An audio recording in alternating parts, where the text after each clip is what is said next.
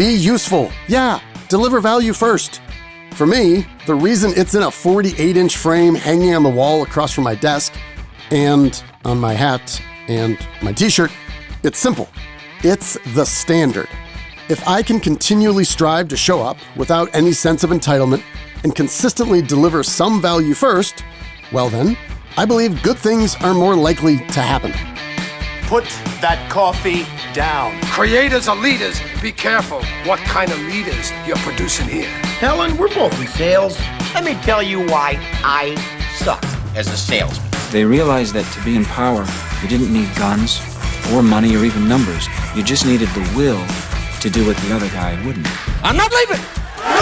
The show goes on.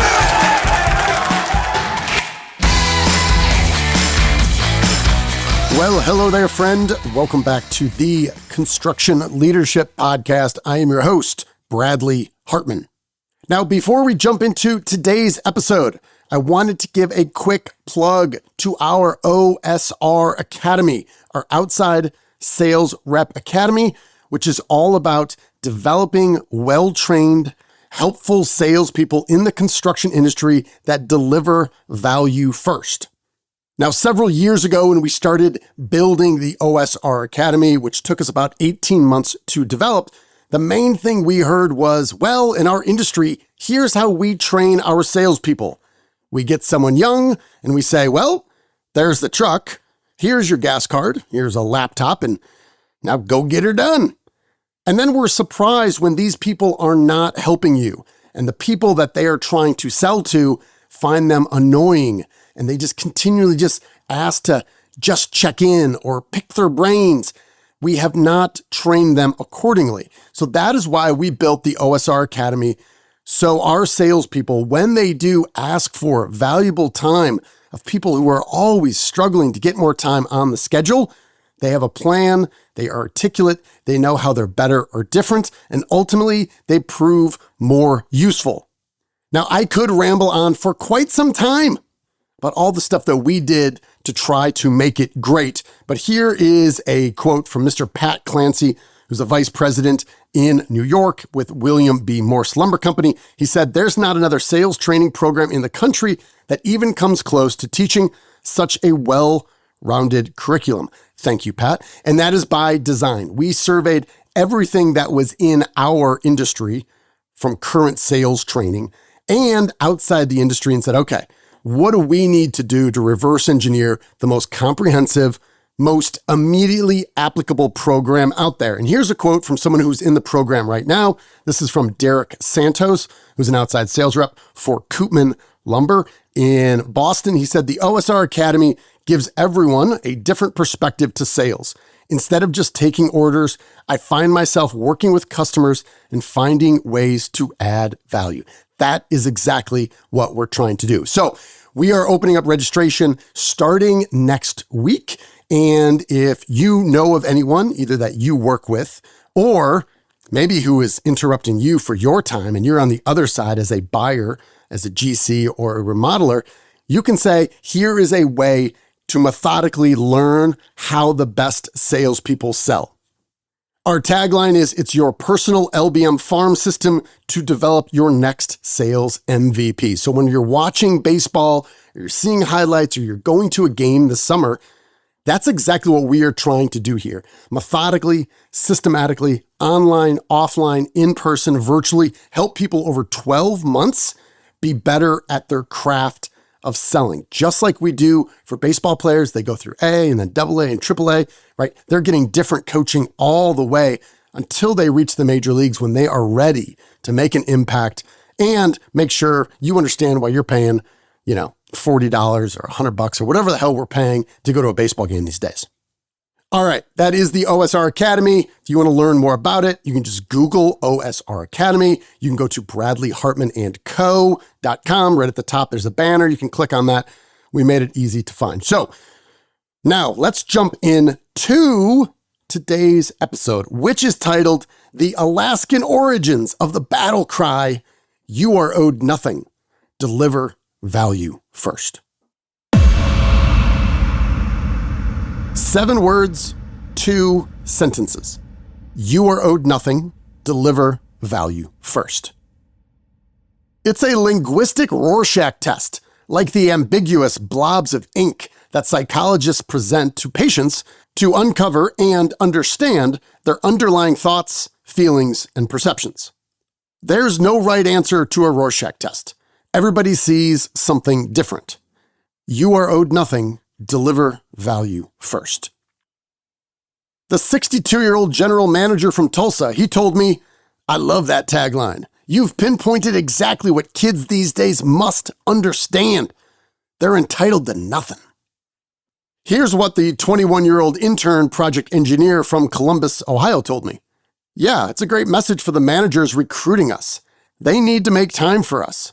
Expecting us to just figure it out and then yelling at us when it's not done to their satisfaction, that's the reason young people keep quitting." Or here's what a 43-year-old purchasing manager in Seattle told me. "Yes, exactly. Salespeople in construction need to understand I don't owe them anything. Just because you emailed me doesn't mean I need to respond. I'm busy. Just because you leave a 4-minute voicemail doesn't require me to call you back. And I'm sure as hell not obligated to accept your LinkedIn request. Get over yourself. Be useful. Deliver value first." Be useful. Yeah, deliver value first. Sure, I say. To it all. Yes.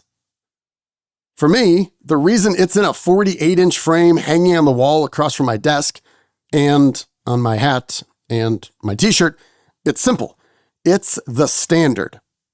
If I can continually strive to show up without any sense of entitlement and consistently deliver some value first, well then, I believe good things are more likely to happen.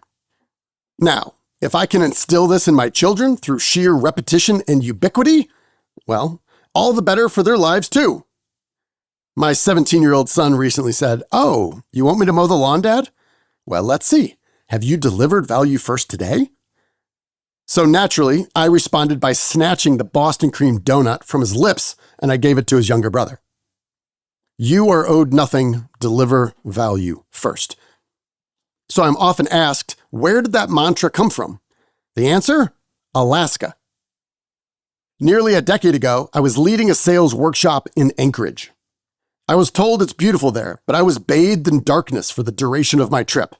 I'll have to return when the sun does.